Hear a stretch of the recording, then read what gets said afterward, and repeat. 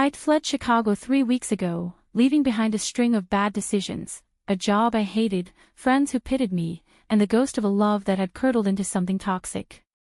Spain was supposed to be my reset button, sun-drenched beaches, flamenco echoes in the alleys, a chance to breathe without the weight of expectations.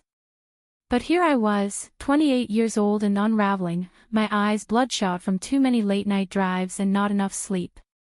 The officer's silhouette emerged from the patrol car, tall and unyielding against the storm, her boots splashing through puddles as she approached my window. I rolled it down, the chills slicing through like an accusation. "Buenas noches, señorita," she said, her voice cutting through the downpour with a calm that bordered on surreal. Her flashlight beam danced over my face, lingering just a second too long on the tear-streaked mess I'd become. License and registration, poor favor. Up close, she was striking, early 30s, maybe, with olive skin glowing under the artificial light, dark hair slicked back from the rain, and eyes like polished chestnuts that held no judgment, only a quiet curiosity. Naomi, her badge read. Officer Naomi Vargas. In that moment, as thunder rumbled over the waves crashing below the cliffs, I felt exposed in a way that had nothing to do with the speeding ticket I deserved. I fumbled for my documents, my hands shaking not just from the cold. "I'm sorry, officer. I didn't realize I was going that fast. It's just. Everything's a blur tonight." My voice cracked, the American twang sounding foreign even to me, like I'd brought my chaos across the ocean. She took the papers without a word, her gloved fingers brushing mine, accidental, but electric. While she radioed in my info, I stared at the dashboard, willing the tears to hold back. What was I doing here? Running from Elena's betrayal, from the way she'd shattered our 5-year engagement with a single text. "I can't do this anymore. It's not you, it's us." Lies. It was always lies. Naomi returned sooner than expected, handing back my license with a nod. No ticket. Instead, she leaned in, rain dripping from her cap onto the sill. "Mila Harper. From Illinois. You look like you've been driving through hell itself. Everything all right?" Her English was flawless, laced with that rolling Andalusian accent that made even concern sound like poetry. I blinked, caught off guard. Cops back home would have slapped me with fines and a lecture on safety. This was something else. Yeah. Just tired. Lost in my head. The words tumbled out, raw and unfiltered. She studied me, her gaze peeling back layers I hadn't shown anyone since the breakup. The radio in her car crackled faintly, but she ignored it. "Pull over up ahead at the Mirador, the viewpoint. There's a shelter. Wait out the storm. I'll follow." It wasn't a suggestion, it was an order wrapped in velvet. Before I could protest, she was back in her cruiser, lights off now, escorting me like I was fragile cargo. My pulse raced as I eased forward, the Fiat's wipers slapping a frantic rhythm. What kind of cop did this? What kind of woman? The Mirador was a stone platform jutting over the sea, waves hurling themselves against rocks far below like lovers denied. I parked under the overhang, the patrol car pulling up beside me. Naomi emerged, shedding her rain jacket to reveal the tailored lines of her uniform clinging slightly from the wet. She carried 2 steaming mugs from a thermos in her car, café con leche, black as midnight for her, sweetened for me. "Here," she said, pressing one into my hands. "It'll warm you up. And talk to me, Mila. Strangers don't cry like that on empty roads without a story." I sipped, the bitterness grounding me. Her presence filled the small space between us, all quiet strength and unspoken empathy. Against my better judgment, the dam broke. I told her everything, the engagement party that turned into a wake when Elena confessed her affair with my best friend, the way I'd packed a bag and boarded the first flight to Madrid without a plan. Spain was random, I admitted, staring at the frothing ocean. I thought the distance would fix me. But it just amplifies the noise in my head. Naomi listened, her face illuminated by the dashboard glow I'd left on. No interruptions, no pitying nods. When I finished, she set her mug down, her voice soft but steady. Betrayal is a thief, Mila. It steals your trust, your sleep, your sense of home. But you're here, breathing. That's not nothing. She paused, her eyes tracing the horizon. I know about running. My own story. Well, let's just say the uniform helps me chase demons instead of letting them chase me. We talked for an hour as the rain eased to a drizzle, the storm's fury giving way to stars peeking through the clouds. She shared fragments, growing up in a fishing village near Huelva, the pull of family duty clashing with her dreams of the city, the quiet ache of loving women in a world that sometimes turned its back. I'm Naomi, she said finally, extending a hand. And if you're staying in the area, there's a cafe in town, Café Del March. Come tomorrow. No strings. Just coffee and a chance to remember you're not alone. I shook her hand, the warmth lingering long after she drove off into the night. As I restarted the engine, the road ahead felt less like an abyss and more like a question mark. For the first time in months, kindness wasn't a weapon or a debt, it was a bridge. The next morning dawned golden over the whitewashed hills of western Spain, the kind of light that made you believe in second chances. I checked into a small posada in El Puerto de Santa Maria, a crumbling seaside town where the air smelled of salt and sherry.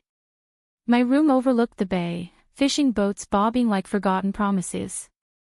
Sleep had come in fits, haunted by Elena's laugh echoing in dreams, but Naomi's words anchored me. You're not alone. Simple, but it stuck. I wandered the streets by noon, the sun baking the cobblestones, market vendors hawking olives and fresh churros. Café Del Mar was tucked into a plaza shadowed by an ancient fig tree, its terrace spilling onto the pavement with mismatched chairs and the hum of locals nursing espressos. She was there, off-duty in jeans and a linen shirt, her hair loose in waves that caught the breeze. You came, she said, standing to greet me with a half-smile that crinkled her eyes. Promised coffee, I replied, sliding into the seat across from her. And curiosity. You're not what I expected from a traffic stop. She laughed, a sound like waves lapping pebbles, easy, unguarded. Neither are you. Most tourists speed through without a backward glance. The waiter brought cortados, and conversation flowed like the Guadalete River nearby, her love for old jazz records smuggled from Gibraltar, my disastrous attempt at paella in a Barcelona hostel. Laughter bridged the gaps, turning strangers into something tentative, alive. By evening, we'd walked the Ramblas, her pointing out hidden murals of flamenco dancers frozen in passion. This place, she said, gesturing to the faded walls, it's all heart and hurt. Like us. The sun dipped low, painting the sky in bruised purples, and for a moment, our shoulders brushed, accidental, charged. I pulled back, the ghost of Elena whispering warnings. Trust was a luxury I couldn't afford. But Naomi didn't push. She drove me back to the posada in her personal jeep, the radio tuned to a soft bolero. Tomorrow? She asked at the door, engine idling. I hesitated, then nodded. Yeah. Tomorrow. Days blurred into a rhythm I hadn't known I craved. Mornings at the cafe, afternoons exploring the sherry bodegas where oak barrels whispered of time's slow alchemy. Naomi showed me the real Spain, not the postcard version, but the one with salt-crusted widows mending nets and kids kicking cans in dusty alleys. She was 32, I learned, with a laugh that hid scars, a father lost to the sea when she was 12, a mother who prayed rosaries for a daughter she'd never fully understand. Love isn't easy here, she confessed one sunset on the beach, toes buried in sand. But it's worth the fight. And me? I opened up in layers, the architecture degree gathering dust back home, the way Elena's infidelity had made me question every affection I'd ever felt. I thought love was safe, I told her, watching gulls wool overhead. Turns out it's the biggest risk. Her hand found mine then, tentative, warm against the cooling air. Maybe. Or maybe it's the only thing that makes the risk worth it. Our fingers laced, the touch speaking volumes words couldn't. It was innocent, profound, a spark in the gathering dusk. That night, alone in my room, I traced the calluses on my palm from her grip. Fear coiled tight. What if this was just rebound? What if Spain's magic faded, leaving me more broken? But as moonlight filtered through the shutters, I let myself hope. For the first time, kindness felt like home. Weeks slipped by like sand through fingers, the Andalusian summer ripening into something sweet and inevitable. Naomi and I became fixtures in El Puerto, her in the quiet hours between shifts, me extending my visa with emails to a boss who barely noticed my absence. We'd hike the pine-scented trails to Rota, sharing stories under olive groves where cicadas sang symphonies. She taught me to swear in Andalus, her accent turning joder into a caress. I introduced her to Chicago deep dish pizza via a disastrous oven attempt that left us giggling over charred crust and red wine. It was easy, this budding thing between us. Too easy, maybe. Naomi's world unfolded in fragments, a cozy apartment above a bakery, walls lined with photos of her siblings, one brother a mechanic in Seville, the other a teacher in Madrid, and a well-worn guitar she strummed absent-mindedly on lazy evenings. Music's my confessional, she'd say, fingers dancing over strings to pluck out melodies of longing. I'd lean against her, head on her shoulder, the vibration humming through me like a promise. But shadows lingered. One evening, as we picnicked on the cliffs with manchego and figs, her phone buzzed incessantly. She silenced it, jaw tight. Work? I asked lightly. Family, she evaded, but her eyes darkened. Later, alone, I pieced it together from overheard calls, her mother, devout and unyielding, pressuring her about settling down with a good man from the village. Naomi had come out years ago, but acceptance was a tide that ebbed and flowed. They love me, she explained over gelato one night, but love sometimes comes with conditions. I nodded, Elena's face flashing unbidden, her family's warm embraces turning cold when we announced our engagement. Conditions are chains, I said bitterly. I know that song. Naomi squeezed my hand. Then we write a new one. Together. The depth of it scared me. Mornings, I'd wake to her texts, Buenos dias, wanderer. Coffee on the beach. Evenings ended with lingering goodnights at my door, her lips brushing my cheek in a ritual that grew bolder, softer. One night, after a festival where lanterns lit the sky like fallen stars, she pulled me into a slow dance amid the crowd. Our bodies aligned, her breath warm on my neck. Mila, she whispered, you're the surprise I didn't know I needed. My heart stuttered. Naomi. This. Us. It's real. Real as the tide. Her kiss, when it came, was gentle, a question answered in the press of lips, tasting of salt and sangria. No rush, no heat, just a quiet affirmation that bloomed in my chest like dawn over the bay. But paradise has cracks. It started with a letter, forwarded from Chicago, Elena's handwriting slashing across the envelope like a scar. I miss you. Can we talk? I crumpled it, but the doubt seeped in. What if I'd run too far? What if this Spanish idol was just a pretty distraction? I confided in Naomi over paella at her place, the steam curling like confessions. She wants forgiveness. As if it's that simple. Naomi listened, her fork paused mid-air, then set it down. Forgiveness isn't for her, Mila. It's for you. But don't let ghosts dictate your now. Wise words, but they carried an undercurrent, a flicker of her own hidden burdens. The next day, duty called her back to full shifts, patrolling the winding roads where tourists tested fates with rental cars. I filled hours with sketches, pencils capturing the curve of her smile, the arch of a bridge over the river. One afternoon, wandering the mercado, I bumped into a wiry man with Naomi's eyes, her brother Javier, in town for a visit. You're the American, he said, grinning as he hefted a crate of oranges. She talks about you non-stop. Says you're trouble, the good kind. We chatted, his warmth disarming. But as he left, he added casually, tell her to call Mama. The old woman's on a crusade again. My stomach twisted. Crusade. That evening, Naomi arrived late, exhaustion etched in her posture. Rough day? I asked, pouring wine. She sank onto the couch, rubbing her temples. The usual. Speeders, drunks. And family drama. Hesitation laced her words. Like the crusade. Her head snapped up. Javier. I nodded, regretting the probe. He mentioned your mom. Naomi sighed, the sound heavy. She's found me a suitable match. A widower from the village.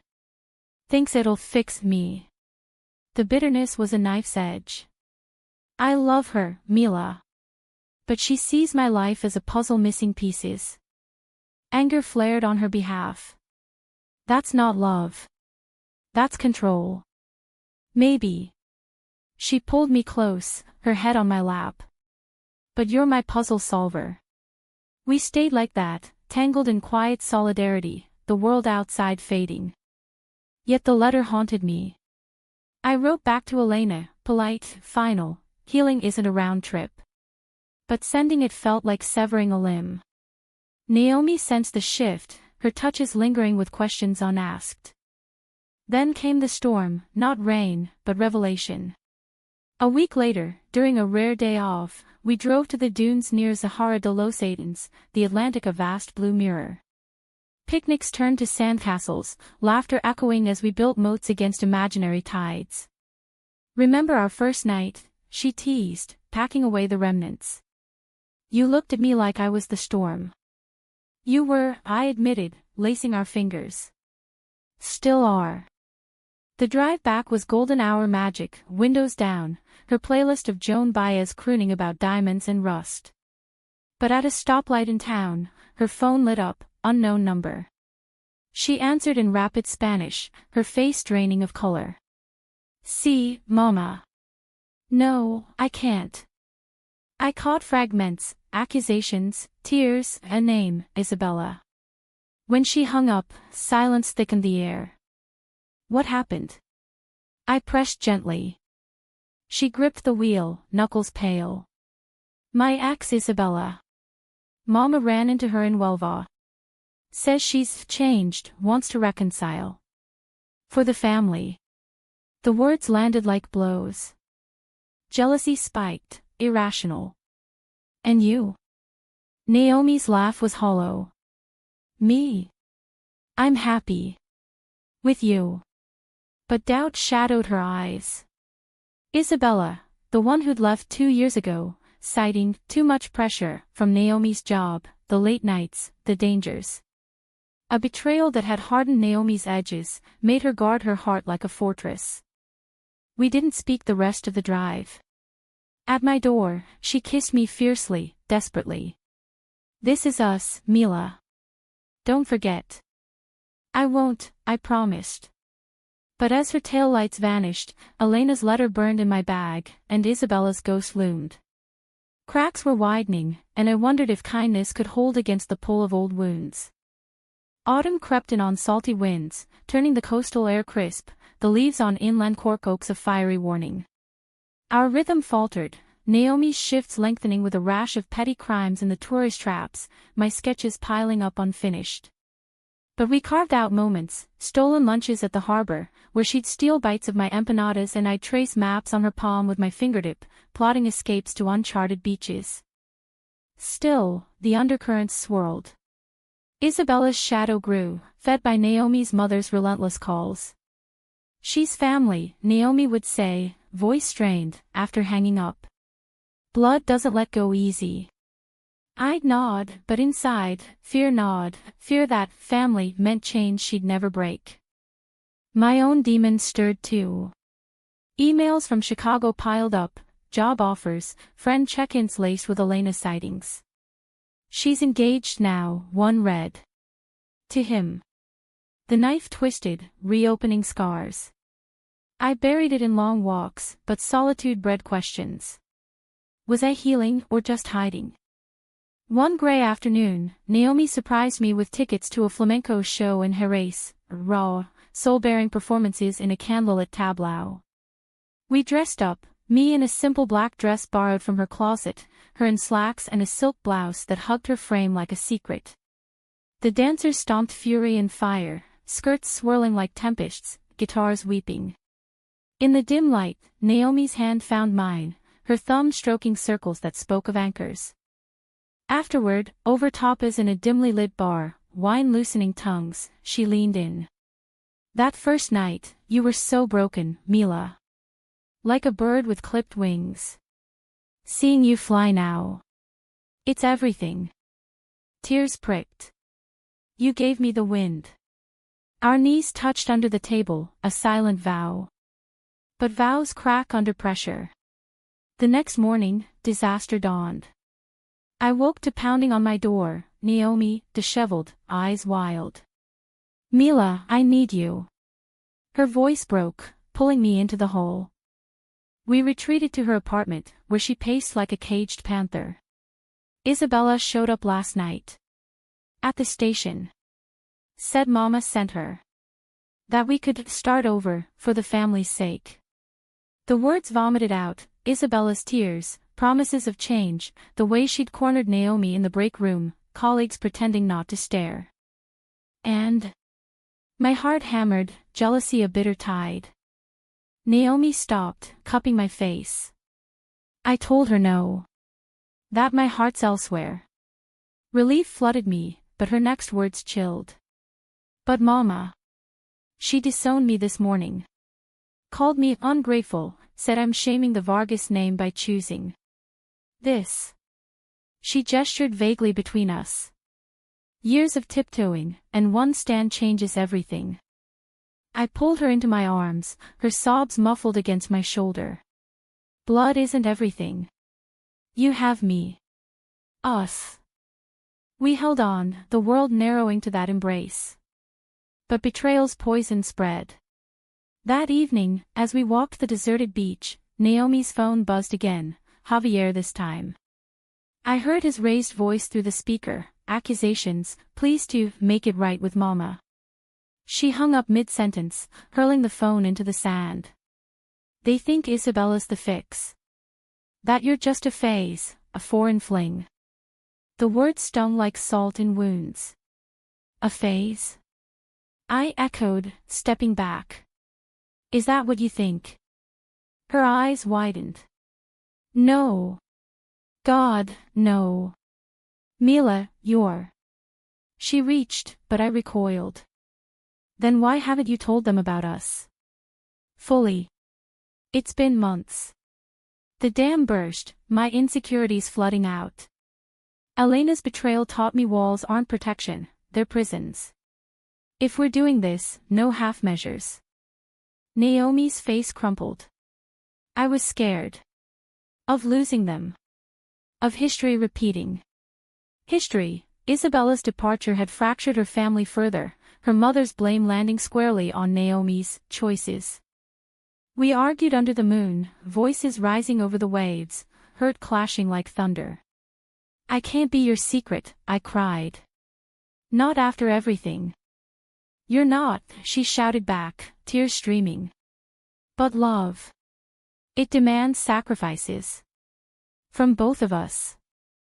The silence that followed was deafening. I stormed back to the posada, slamming the door on her pleas. Alone, I curled into bed, Elena's ghost mingling with Naomi's pain. Betrayal wasn't just Elena's, it was the fear we all carried, the way love could demand we choose between hearts. Days passed in a haze.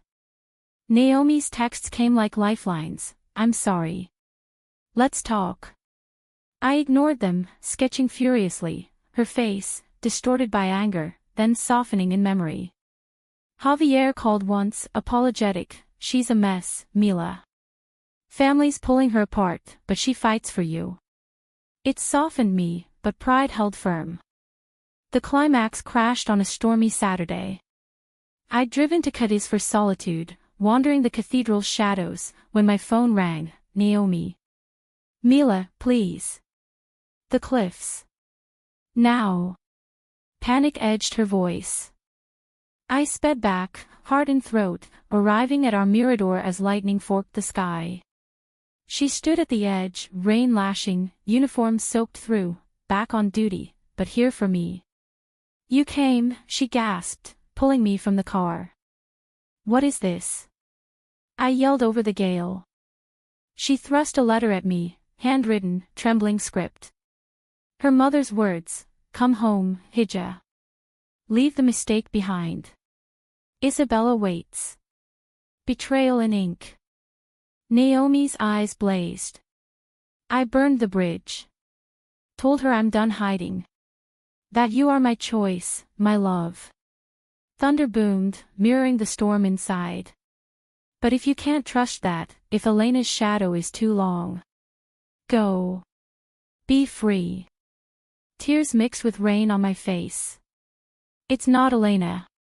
It's us, flawed, real. I choose you too. Walls down. She closed the distance, our embrace fierce against the wind. No kiss, just holding, raw, redemptive. The storm raged, but in that moment, we were the calm. Winter whispered in on the heels of that tempest, the coast wrapping itself in mist like a shawl of introspection. Naomi and I rebuilt, brick by careful brick. She took leave, confronting her family in Huelva, a tearful standoff in the family kitchen, where rosaries clacked like judgments and Javier mediated with quiet pleas. Her mother didn't recant, but the door cracked open. Time, Naomi. Give it time. It wasn't absolution, but it was a start. Isabella faded into irrelevance, a lesson learned, not a chain reforged. For me, the letter to Elena marked closure. I mailed it with a sketch, a fractured heart mending, no return address. Chicago called louder now, job prospects solidifying, but Spain had woven itself into my veins. Stay, Naomi urged one foggy morning, as we sipped hot chocolate in bed, the world outside a watercolor blur. Or go, but take me with you, in here. Her hand over my heart. The decision simmered through December's solstice fairs, where bonfires lit the night and we danced under stars, her arm around my waist like an anchor. Flamenco pulsed in our blood now, its duende, the spirit of deep song, mirroring our own, pain transmuted to passion. We've got scars, she said during a midnight stroll, fairy lights twinkling in the plaza trees. But they're maps, not barriers. New Year's Eve found us on the beach, a blanket spread against the chill, champagne bubbling in plastic flutes. Fireworks bloomed over the waves, echoing our quiet vows. To kindness, I toasted, clinking glasses. The kind that surprises you. To us, she countered, her smile a beacon. The surprise worth every storm. Spring unfurled in riots of bougainvillea, and with it, choices crystallized. I accepted a remote design gig, Chicago ties without the chokehold, while Naomi eyed a transfer to Seville, closer to progressive currents, family healing in tow. Together, we promised, packing boxes with laughter and the occasional tear. But humanism isn't fairy tales, it's the messy grace of growth. Not every wound sealed perfectly.